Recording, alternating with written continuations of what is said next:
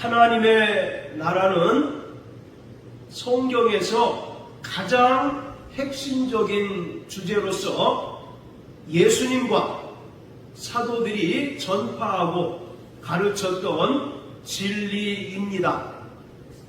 마태복음 4장 17절을 보면 예수님께서 침례 요한으로부터 침례를 받으신 후에 공생애를 시작하시면서 하셨던 첫 번째 선언이 회개하라, 천국이 가까웠다입니다.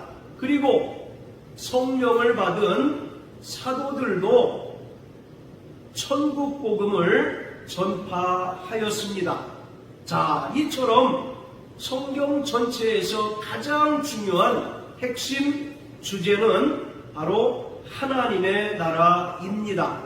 하나님의 나라는 이미 성도들 안에 이루어졌고 동시에 아직 이루어지지 않은 다가올 나라로서 하나님의 나라는 양면성이 있습니다.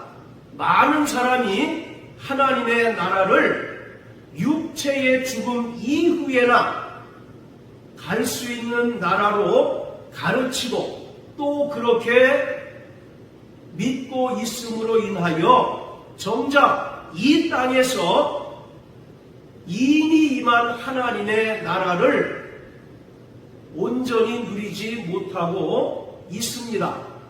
계시록 20장 4절에 보면 1000년 동안 그리스도로 더불어 왕노릇한다 라고 기록하고 있는데 대개 이 1000년 동안을 예수님의 재림 이후에 일어나는 실제적인 1000년을 말합니다. 그때야 비로소 그리스도와 함께 왕노릇한다라고 생각을 하고 있는데 성경은 구원받은 성도들이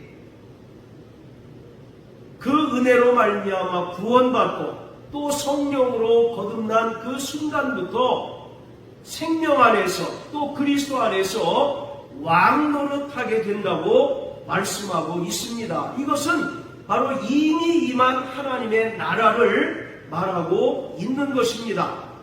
하나님의 나라는 천국과 그리스도의 나라와 동의어입니다. 그리고 골로새 1장 13절에서는 하나님의 나라를 사랑의 아들의 나라로 표현하고 있습니다.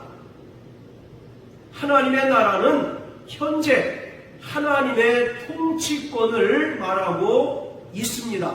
그리고 이와 동시에 예수님께서 장차 영광 중에 다시 오셔서 최종적으로 완성하실 미래의 영역을 말하고 있습니다. 이처럼 하나님의 나라는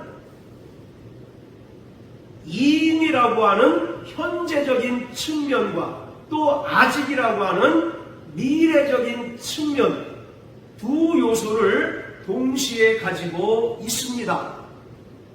하나님의 나라는 본래 아버지의 나라입니다. 예수님께서도 마태복음 13장 43절에서 그 나라를 아버지의 나라라고 말씀하셨습니다. 그때에 의인들은 아버지의 나라에서 해같이 빛날 것이다 라고 말씀하셨습니다. 자, 한편 성경은 또 하나님의 나라를 그리스도의 나라라고 표현하고 있습니다. 요한계시록 11장 15절에 보면 하나님의 나라를 그리스도의 나라라고 표시하고 있고 또 골로새 1장 13절을 보면 사랑의 아들의 나라라고 기록하고 있습니다. 사랑의 아들의 나라라고 하는 것은 하나님께서 사랑하시는 그 아들이 왕 되시는 나라라는 의미입니다. 이처럼 하나님의 나라를 아버지의 나라로 기록하기도 하고 또 한편으로는 그리스도의 나라, 사랑의 아들의 나라라고 기록하고 있는데 이것은 하나님 아버지께서 그 나라의 통치를 아들에게 위임하셨다는 것을 나타내고 있습니다. 예수님께서는 근본 하나님의 본체로서 하나님 아버지와 동등되신 분이십니다. 그런데 예수님께서는 아버지와 동등됨을 취할 것으로 여기지 않으시고 오히려 자기를 비워 종의 형체를 가지셨고 사람으로 낮아지셨고 또 십자가에 달려 죽기까지 아버지께 복종하셨습니다. 이에 하나님 아버지께서는 십자가에 달려 죽으신 하나님의 아들 예수를 죽은 자 가운데서 다시 살리셨고 하늘로 올리우사 모든 이름 위에 뛰어난 이름을 주셨습니다. 그리고 영광의 보좌에 앉히사 모든 무릎으로 예수에게 경배하게 하시고 예수님을 만주의 주, 만왕의 왕으로 삼아 주셨습니다. 예수님께서는 영원전부터 본래 왕이셨지만 인성을 가지고 이 땅에 사람으로 오셔서 아버지께서 그에게 주신 그 명령을 십자가에 달려 죽기까지 온전히 순종하셨습니다. 그리고 이러한 순종의 결과로 아버지께서 그 나라를 아들에게 상속하셨습니다. 다시 말하면 예수님께서는 신성의 측면에서 하나님 아버지와 동등되신 분이십니다. 요한복음 5장 18절을 보면 예수님께서는 아버지를 자기의 친아버지라고 하여 자신과 하나님 아버지가 동등됨을 말씀하셨습니다. 그리고 요한복음 10장 30절에 보면 아버지와 나는 하나이다 라고 말씀하셨습니다. 이처럼 신성의 측면에서 예수님과 하나님 아버지는 동등되신 분이시지만 예수님께서는 자기를 비워 사람으로 이 땅에 오셔서 십자가에 달려 죽기까지 복종하심으로 그 순종의 결과 하나님 아버지께서 그 나라를 아들에게 위임해 주셨습니다. 자, 우리 신약성경 빌립보서 2장을 다 같이 보시겠습니다. 자, 빌립보서 2장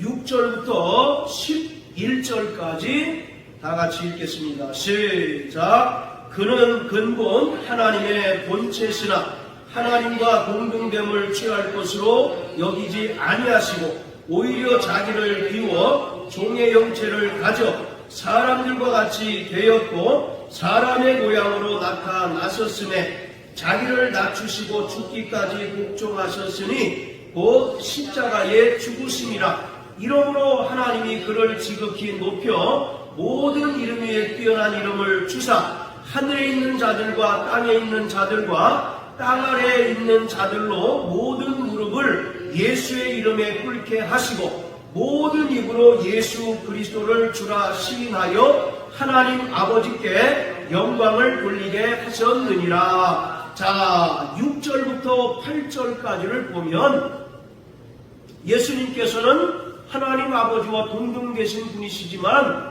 오히려 자기를 낮추시고 이 땅에 사람으로 오셔서 십자가에 달려 죽기까지 복종하셨다고 말씀하십니다. 그리고 9절부터 11절까지는 십자가에 달려 죽기까지 복종하신 하나님 아들 예수를 아버지께서 다시 살리시고 하늘로 올리사 모든 이름 위에 뛰어난 이름을 주시고 또 영광의 보좌에 좌정케 하신 후에 만주의 주 만왕의 왕으로 삼으셨다라고 말씀하고 있습니다.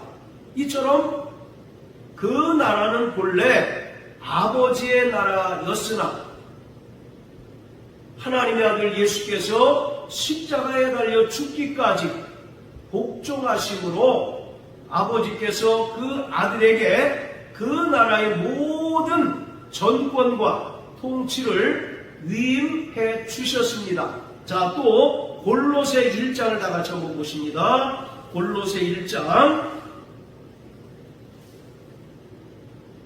자, 13절, 14절 시작. 그가 우리를 흑암의 권세에서 건져내사 그의 사랑의 아들의 나라로 옮기셨으니 그 아들 안에서 우리가 구속 곧 죄사함을 얻었도다. 13절에 보면 그의 사랑의 아들의 나라라고 말합니다. 하나님께서 사랑하시는 그 아들의 나라라는 의미입니다. 본래는 아버지의 나라였으나 하나님의 아들 예수께서 십자가에 달려 죽기까지 복종하신 결과 사랑하시는 아들에게 그 나라를 위임해 주셨기에 이제 그 나라는 바로 사랑의 아들의 나라인 것입니다. 그리고 예수님께서는 구원받은 성도들을 흑암의 권세에서 건져내셔서 그의 사랑의 아들의 나라로 옮겨 주셨습니다. 하나님 아버지께서는 예수님의 제자들에게 하나님의 나라를 주기를 기뻐하셨습니다. 그래서 예수님께서는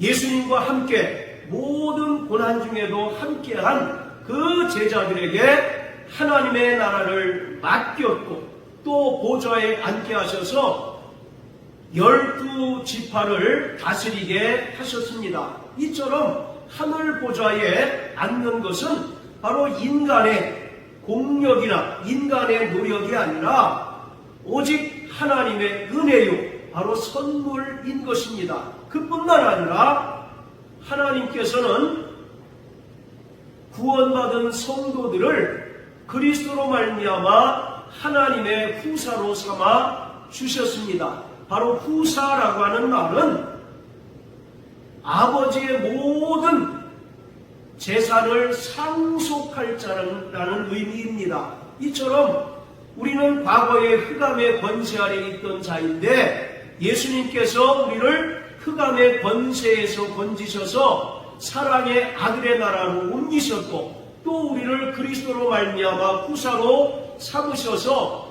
영광의 나라를 상속받게 해 주셨습니다. 자, 또 로마서 8장을 다 같이 보시겠습니다. 로마서 8장.